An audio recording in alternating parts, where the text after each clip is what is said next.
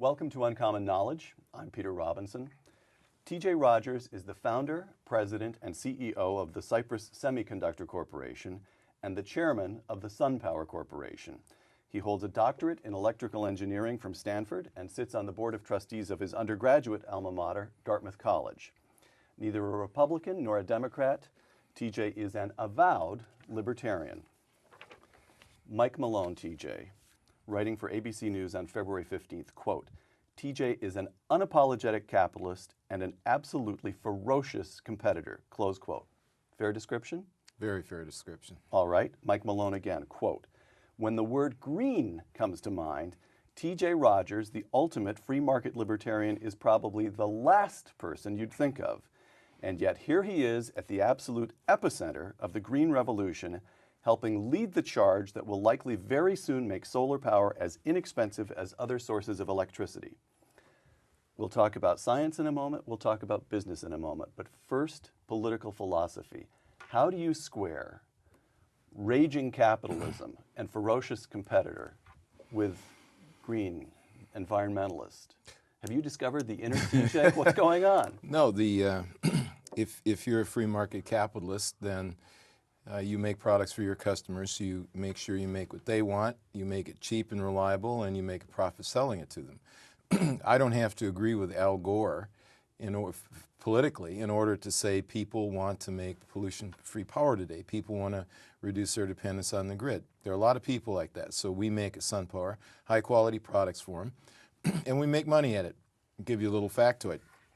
My company, Cypress, bought SunPower when it was an embryo for $0.05 billion, and today it's worth $5.0 billion. That's a 100-to-1 return on our money. So green is green. There's nothing inconsistent at all. That's a 100%, 100 to 1. 100 to 1 return on the money over how many years? When did you buy it? We bought them in '02. '02, okay. So I noticed that you answered the question of environmentalism without a single reference to the environment. Your reference is entirely to your shareholders. That's true, but if you think about how... In other words, I'm waiting for you to say, and while we're making money, we're also doing good. We're doing the higher good, right. That's You're not interested. That's bunk. The higher good is serving our customers. You know, the cabbies in London, you could say they're doing the higher good by waiting around for people and taking them from the airport downtown, or the hotel owners in London. The fact is they're in business to make money, yet you can fly to London, get a car, go downtown, and go into a nice room. And that exists, which is an accommodation that wasn't around forever until capitalism helped it happen, because of people making a profit. That is the higher good. That you know, just read anything Milton Friedman wrote, and you can see that you serve people by making things they want. That kind of service is a higher service than the way our government looks at it, which is to serve people is, you elect me, I take over, I go to the big house, I get the driver and the big airplane, and then I tell you what's good, and if you don't like it, I force it on you. That's not the higher good, as I see it. All right, so we'll pursue Milton for just one moment here. Milton Friedman wrote a famous essay on the question of corporate philanthropy. He was against it.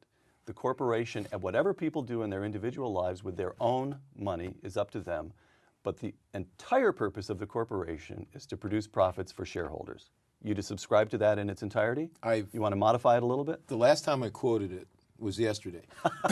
All right. I was at the ECO-Colonomics conference run by the Wall Street Journal, and I just quoted Friedman as saying that the higher good is the creation of profit for the shareholders, and by creating what they want, you are serving them.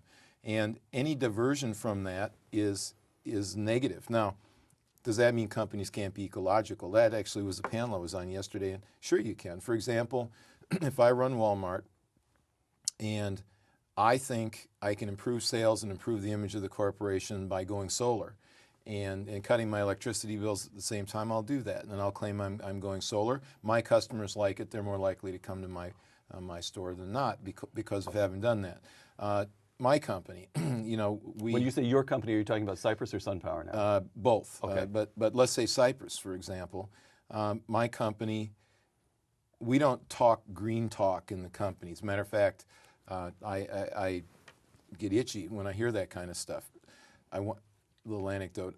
I once caught the president of SunPower, Tom Werner, blathering about ice cap or something like that, and so I went to Eddie's trophy shop and I had a trophy made up for him. I bought 2 size 13 Birkenstock shoes and had them glued onto a plaque, and I gave him what I call the first annual Eco Groveling Award. But the fact is, without having to join that mindset, students coming out of college today do want to work in a company that is going to work on the environment. And guess what? I really work on the environment. In the conference yesterday, I had 2 talking heads. On one side, a lawyer who runs the Environmental Defense Fund, and the other side, I don't know what he was, but he runs the Competitive Enterprise Institute. And they were like 2 loudspeakers screaming political slogans. It was nerve-wracking. I'd almost rather have been waterboarded for the equivalent amount of time in going through that. And I finally had to point out to them, of the 3 of us each having strong opinions, there was only one guy actually causing carbon dioxide molecules to come out of the atmosphere. And maybe when they do things that are counterproductive to that, they ought to rethink their political theories. Okay. I said in introducing you that you hold a doctorate in electrical engineering from here at Stanford. So a couple of questions for T.J. Rodgers, scientist. Dr. T.J. Rodgers, The Science of Global Warming. Let me give you 2 quotations and just see what you do with them. First, science writer Elizabeth Kolbert of the New Yorker magazine, quote, "As you add more greenhouse gases to the atmosphere, you get higher temperatures. This is absolutely beyond dispute," close quote. Second, science writer John Tierney of the New York Times, quote, "Considering how many false alarms have been raised previously by scientists, the population crisis, the energy crisis, I wouldn't be surprised if the predictions of global warming turn out to be wrong or greatly exaggerated," close quote.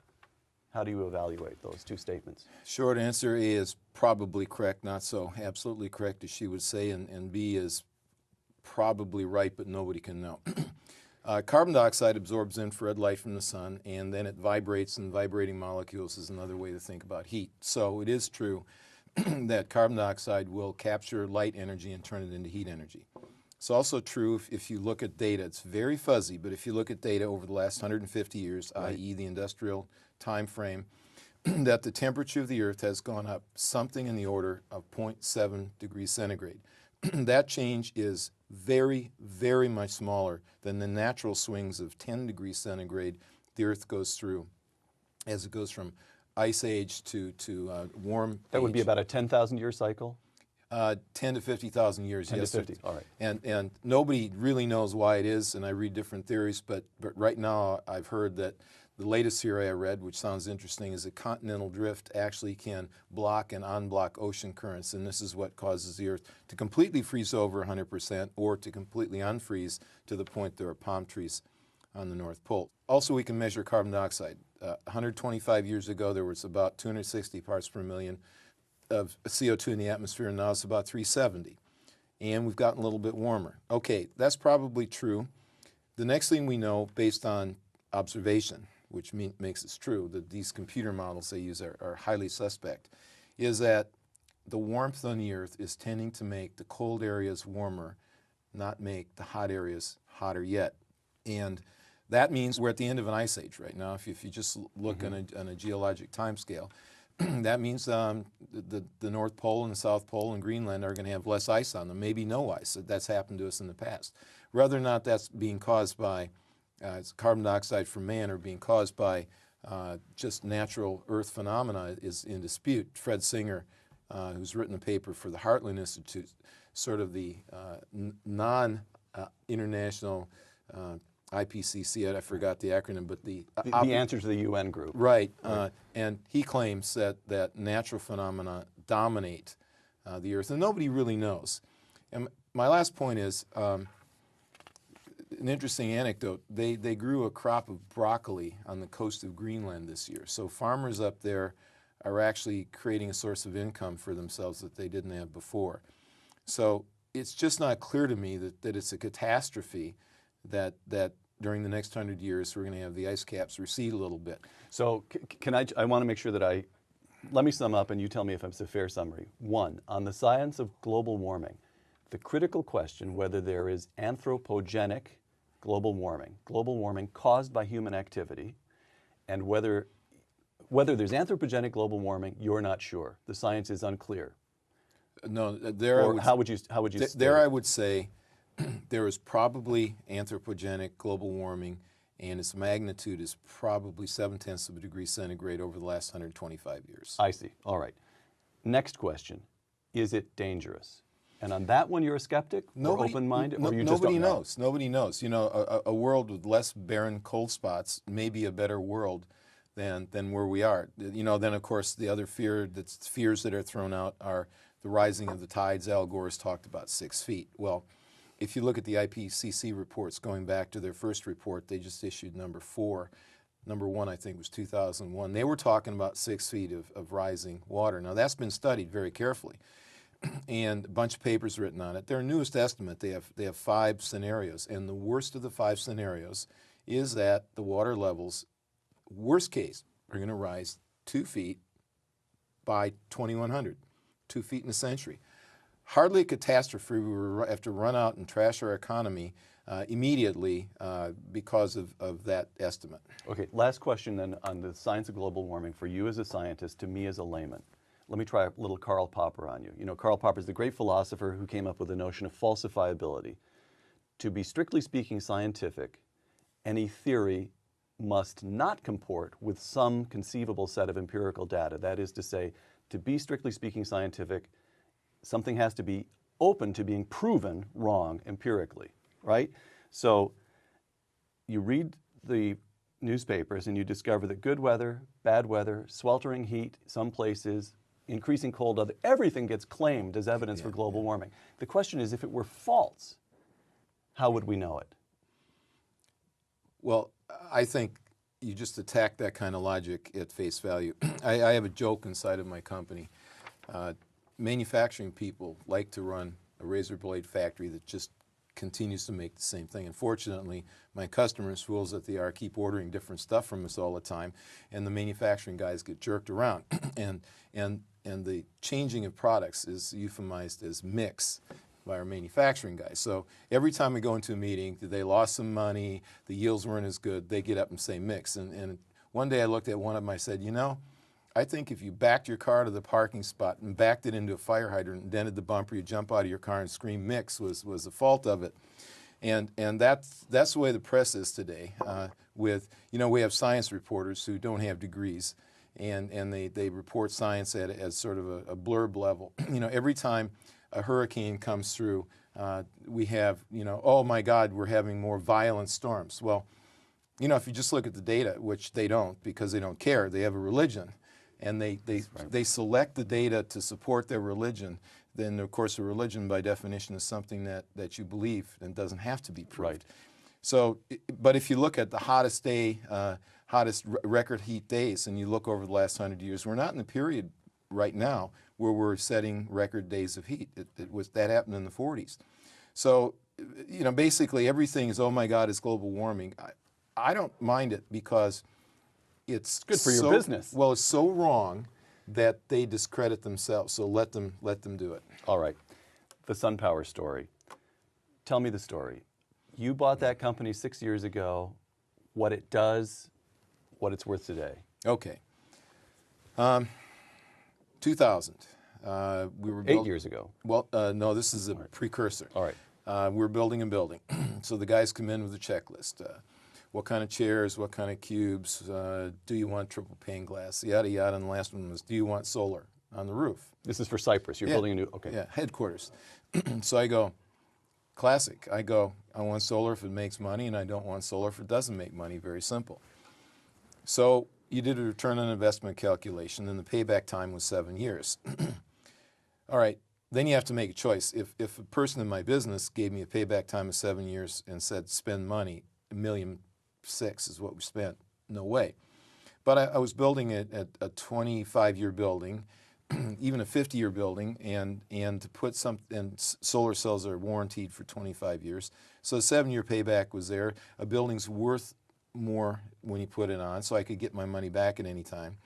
And I wanted to look a little bit forward, so I put them on the roof. Put in my head, solar cells have an ROI. That is, they're on the edge of economic viability. They're not quite there yet, but I'll stretch a little bit. that very year, I bump into Dick Swanson, a fellow PhD student in my program at Stanford, and he tells me, hi, how are you? Not so good.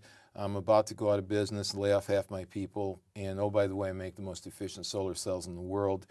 And if you remember, there's an airplane called the Solar Challenger, right, which was an airplane with curved covered with wings. cells, Yeah, right? covered with solar cells, and run with 14 2-horsepower motors and flew on the energy of the sun. And he made those cells, his company made those cells. So I went to my board and said, let's buy SunPower, and let's invest in SunPower. No, it's not got to do strategically. And it turns out I had to go to my board 3 times over 15 months finally to get them to see the light, no pun intended. So I wrote a check personally for $750,000 to Swanson to keep his company going, and eventually in 2002 we bought the company for $0.05 million. We as Cypress. Yeah, $0.05 billion. We Cypress. And since that time, this year they'll do $1.2 billion, a little bit over $1.2 billion in revenue.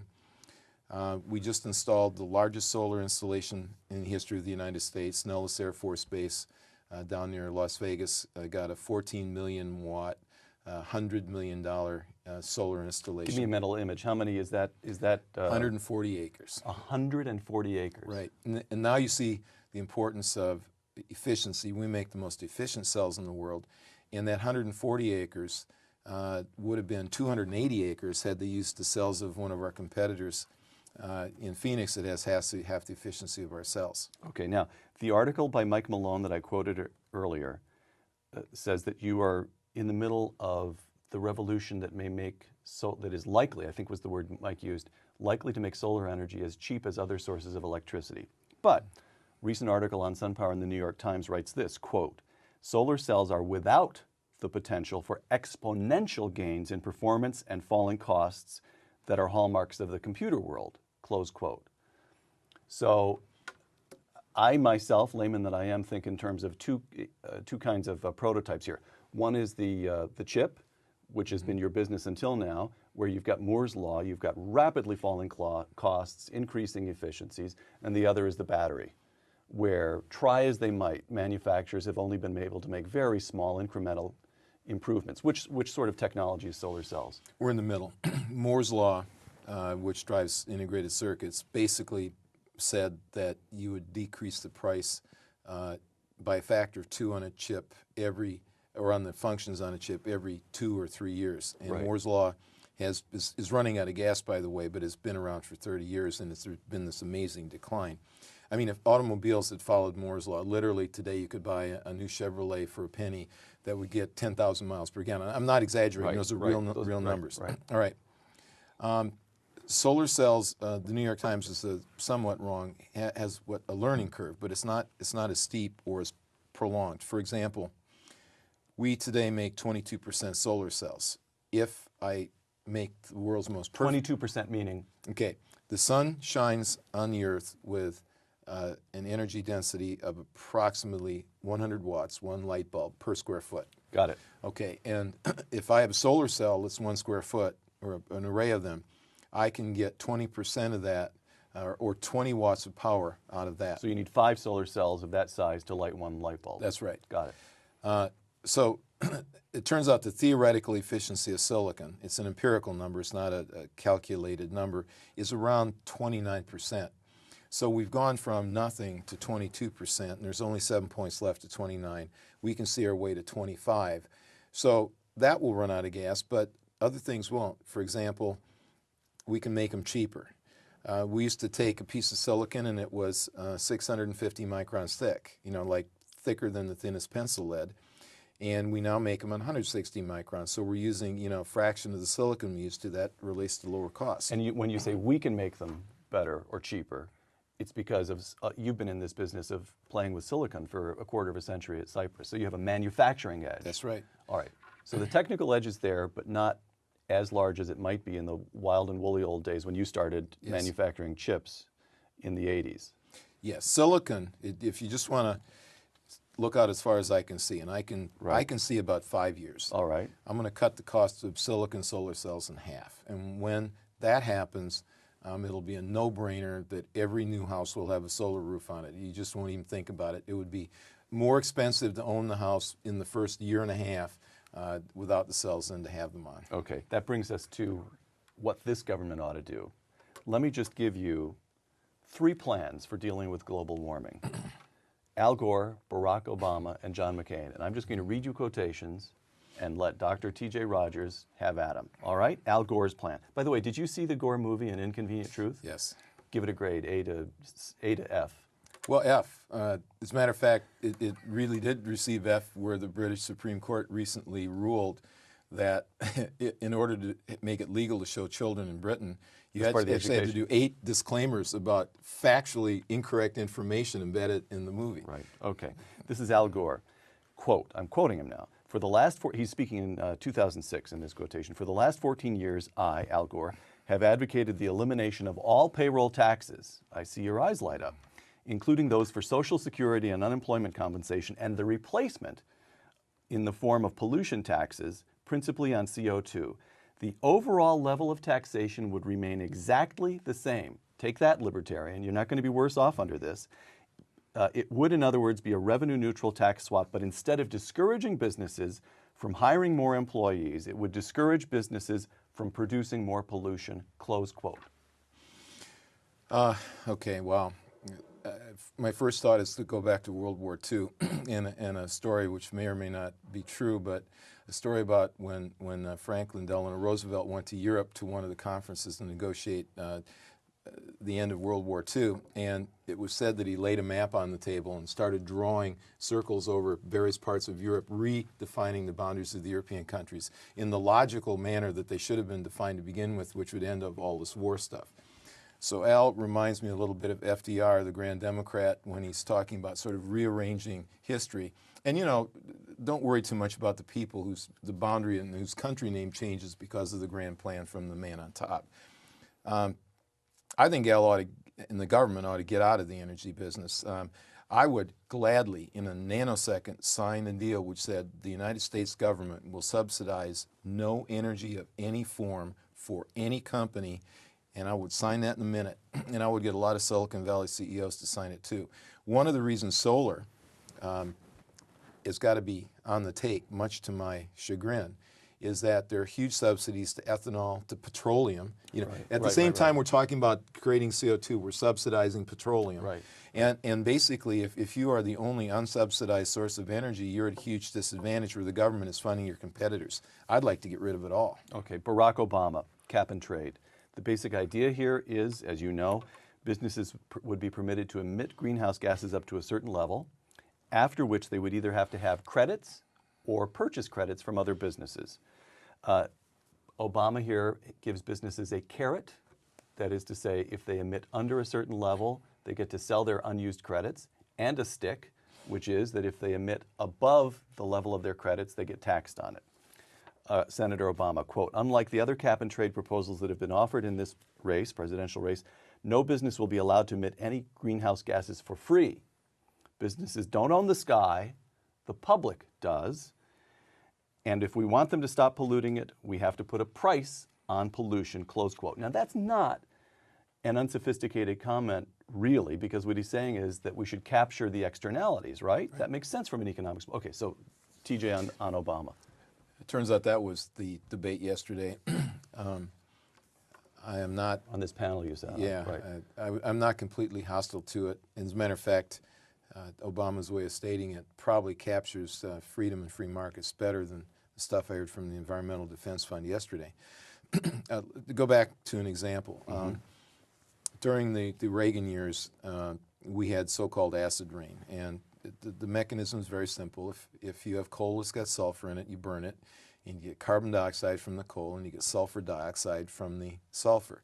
And when sulfur dioxide reacts with water, it forms sulfurous acid, and it comes down in rain, and it makes slightly acidic the groundwater and land water, lakes. So what happened was we had a cap and trade system like you just discussed. You were allowed to emit so many tons per year, and then after that, if you wanted to do more than that, you had to buy credits from other people. Right. And other people got a credit, for example, by having a sulfur scrubber, so they didn't emit to their cap, then they could make extra money by selling you the credits, and the polluters went at an economic disadvantage. So you introduce a market mechanism of a kind. That's right. On the other hand, you know, it is Big Brother telling you what you've got to do, and if it's laid on with a heavy hand, it can really wreck an economy. A cap and trade system, and of course, it's in my interest here to look you square in the eye and say, of course, solar energy. Light comes down, creates an electron hole pair in a piece of silicon, and we force the electron to go out and go through your motor, for example, before it comes back and recombines with the hole that was created. And there's zero carbon dioxide from that. So it would serve me well to look you in the eye and say, I believe in it, and I believe the cap for carbon dioxide ought to be set very high. Because, of course, where are people going to go to get their credits? Straight to you. Right. Okay. So it's in my interest. If we have to do something, a cap and credit of a modest level, $5 per ton of CO2 emitted, leaving alone the market below it and not subsidizing the market, may be the way to start to understand the problem better. Okay. But if we come in with some sort of doctrinaire, less Obama-like and more Hillary-like, or more Al Gore-like, thou shalt do the following, we could mess up the economy and hurt a lot of people. Last example here is John McCain, who is cap and trade. Incidentally, this is legislation he introduced in 2005. This is not his current proposal, but for the sake of argument, it's cap and trade. It's roughly the same as Obama with one difference. He wants heavy subsidies for nuclear energy. So John McCain, cap and trade with federal subsidies for nukes. Okay, again, I'm having a schizophrenic reaction. I don't like subsidizing energy. The minute you subsidize nuclear energy, the problem is you're either going to put me out of business or you're going to have to subsidize solar energy also. And I'd rather get rid of subsidies. So let's get rid of that.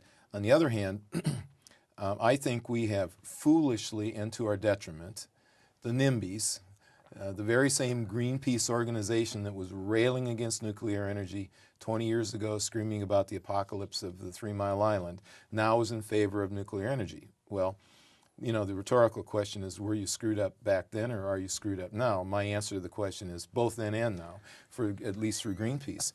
And I like nuclear energy because assuming, and I think this is a good assumption, assuming you can control obviously the very toxic waste, which I think we can. We can store it. You can make very clean, very cheap energy. And if you want to look at 2 countries that have done that, you will look at France. Right. They have 80% of their power. That's right, and no carbon dioxide going into the world. So I don't think John needs to subsidize the nuclear companies. You know, if you look at the big companies, General Electric, et cetera, that are capable of doing that, they've got plenty of money. They can do it on their own. Okay. Let's turn now. I want to get back we've done T.J. Rodgers, businessman T.J. Rodgers, scientist. T.J. Rodgers, major figure in Silicon Valley for about 30 years now. What's happening in the Valley? I once heard you remark that the government can say anything it wants to and do anything it wants to, but that it's when venture capital money starts getting spent on hiring smart engineers in Silicon Valley that problems actually get solved. Let me just name an alternate energy technology. You tell me what's happening in the Valley. Okay. Whether money is being spent and good talent is being attracted and commercial viability. Ethanol, biofuels generally. Anything going on? Ethanol, total waste.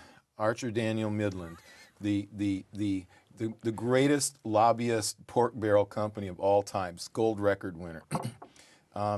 Read a bunch of papers on ethanol, and the bottom line is that if you count the energy consumed to make a gallon of ethanol and convert it back to equivalent gallons of gasoline, it takes somewhere between 1 and 1.3 gallons of gasoline equivalent energy to produce 1 gallon of ethanol. So at very best, it's a beard, a mask, camouflage for burning gasoline anyway. Okay.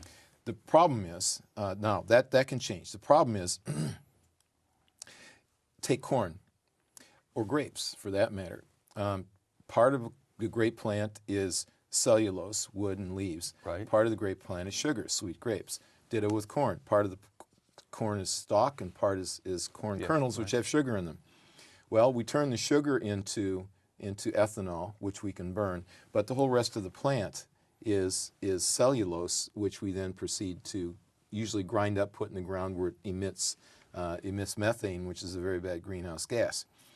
What's got to happen, it turns out, it's kind of amazing in the chemistry, but glucose, the molecule of sugar, is a 6-atom ring. And if I just consider that as a ring, there's 2 OH or hydroxyl groups, half of a water molecule on glucose. One points, they're both point down. All right. And that's fermentable. Cellulose is the exact same ring. Cellulose is made out of sugar, believe it or not. Right. And the only difference is one of the hydroxyl groups points up, one points down, and the thing polymerizes in a staircase function of sugars making cellulose. What we've got to learn how to do is we've got to learn how to take the sugar in the stalk, break it apart, and metabolize it, and use all of the energy of the corn plant, not just the fruit of the corn plant. And if we can do that, that will be a breakthrough. Is anybody working on that in the Valley? A bunch of people are working on that. There's different ways to do it. One is you can have exotic new chemical reactors which break apart the stuff. It turns out we know very well in the animal world this happens. Termites eat wood. If you ate wood, you die because your body can't digest cellulose. Termites can eat wood and they can digest cellulose. Cows can eat grass because they got bacteria in their forestomach that can break apart cellulose and get energy out of it. So we got. I want to get through. Bioengineering is one, and genetic engineering. Now, of course, this is where I have my concerns about the conservative side of the spectrum. You know, God doesn't want us to bioengineer, but if we could change the gene structure of plants, we might be able to change the ratio or the type of sugars in them to our great advantage. This is going to happen, but this is a 20-year kind of thing. This is more pure research at the moment. There's nobody's got commercially viable work. Well, I know a company right now that's got a chemical reactor that can turn plant waste into something that's a cousin of natural gas. All right. So there's stuff out there. Wind power. It's great. Wind power is bigger in volume and cheaper per kilowatt hour than solar. Wind power, the problem with both solar and wind power, of course, is intermittent. But anytime you can fill in a gap and put energy into the system during some time of the day, it's still a winner. You know, and here we go again with the so-called environmentalists, where, if you remember, they shut down the Altamont Pass a while back. Somebody found 3 or 4 dead birds underneath a windmill, and then they shut it down. Seagulls ran into the blades or something. Right, exactly. They shut it down for a while, talked about it, wrote some newspaper editorials, then turned it back on. So it turns out that the wind industry is running against a negative image in the public right now. It's very difficult to get permits to put up wind. Technically, though, are there ways of? Do you see? Again, earlier I asked you where do solar cells fall on the spectrum between Moore's law and the kind of very slow incremental gains you see in the production of batteries? Where's wind power? Are there technical advances that we can expect or at least hope for? I think wind's almost mature. That is, I would look at for example, the improvement we get out of internal combustion engines in the future will be minimal, and I believe wind turbines are pretty much at their efficiency level. But having said that, you can make power for 5 cents a kilowatt hour with wind. That's 1/3 the price the utilities charge in California. So they're already there. Nuclear power is a long story, I know, but I just want to know. 3 Mile Island took place in 1979. Chernobyl, as I recall, was 1986, 85. In any event, it was the mid-'80s. Are there technical advances that have taken place that make nuclear power more, let's say, politically viable because people can be persuaded that it's safer than it used to be? Well, first of all, the Soviet nuclear reactor was a graphite block design that we've never used in the United States. And by the way, they built that design because they claimed it was safer. And therefore, I would claim the reactors we have today are perfectly safe. You know, we belched out some radioactive gases once in 3 Mile Island, inexcusable and bad. However, would you like to count up how many people have died in the oil industry or from the pollution from the oil industry, or how many coal miners have died or died from pollution and coal? How many people are dying during this program? Several, from pollution and from coal plants in China, where they're putting 1 new coal plant online every day in China.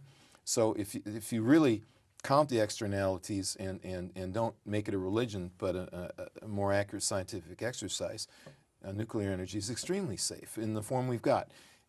By the way, the plants that have been safe have mostly World War II technology. And our technology for control, our electronics, our monitoring capabilities gotten a lot better. So while the plants wouldn't change their basic design a whole lot, the monitoring and control systems for the plants would be infinitely better, and therefore the risk that we'd go out of control would be a lot less. Last question about these alternative technologies. I know that your heart, of course, as also your investment, is with solar. But we've talked about biofuels, wind power, nuclear, and solar. In the world, let me give you an imaginary experiment, in the world in which there were no government subsidies for energy of any kind whatsoever, and you were an investor with $1 million to play, which of those energy groups would you invest in? And I could be assured, which is a big if, that my $1 million, if invested, would end up online. All right, yes. Nuclear. Nuclear. Sure. Okay, very good. TJ, we've talked about the science of global warming, alternative energy sources. Let me ask you a couple of open-ended questions just to see what else might be on the mind of TJ Rodgers. The rise of China and India. Where do you have plants in China and India, don't you? We're in both places. Okay. If you had $1 million to invest in a countrywide index fund, which country would you choose? Almost all the third world countries are good bets. If it were a manufacturing-oriented fund, China. I'm a manufacturing guy, but I already understand the fact that pretty much everything I'm going to buy in the future is going to come from China if it doesn't already come from China, or major parts of it aren't made in China. They're good at manufacturing, and they're so cost conscious. Their entire culture is that way. Manufacturing in China, brain power, research and development, India. A very tough school system, a lot of very, very smart people, underemployed. So if you're a Western company and show up in Bangalore like we did, you have people walking the door that are blow-away intelligent. So if it were an R&D fund, I'd put it in India. Okay. You wouldn't be tempted to put $1 million in the United States? The Yes. next century does not belong to the United States? No. I am a great bull on America, and in particular on Silicon Valley. I just named parts of the puzzle. All right. Okay, to me, as Wall Street is to the financial industry, so is Silicon Valley to technology. This is the center of the world. This is where it happens. But you can't afford to pay somebody $60,000 a year to work in a factory. So that's over. You need design talent here, but if you can hire a designer, a chip designer in India, for a third or quarter of the rate here, you need to have a presence there to get a weighted average going down. Meanwhile, back at the ranch, I can't think of a place where you could have a discussion like the one we've had this morning, and I could get in my car and drive to something real about everything we've discussed this morning in less than 30 minutes. So what we have to do here is understand that congratulations, we're now rich. Rich means we earn a lot of money. My administrative assistant is knocking on the door of $100,000 a year. The flip side is we have to create more value. We can't just do something that can get done elsewhere cheaper. We have to rise to a higher level. Invent energy things, make new forms of energy, change the system, make chips that have never been made before. That's what we've got to do here. Then we can continue to run things and raise up our standard of living. Last question. Somewhere in America, there's a young TJ Rodgers, by which I mean someone with both technical and commercial aptitude. Maybe this is a kid about to graduate from the Thayer School of Engineering at Dartmouth, which I mentioned because you sit on the board there. What career advice, give me 2 sentences of career advice for a 24-year-old TJ Rodgers. Electronics, biotechnology, or the science side of energy. Those are the big problems, and you always get the big bucks for solving the big problems. And even more important than that, you have the most fun solving the problems that aren't solved, where you get to be part of the action of the country. Dr. TJ Rodgers, thank you very much. I'm Peter Robinson at the Hoover Institution for Uncommon Knowledge. Thanks for joining us.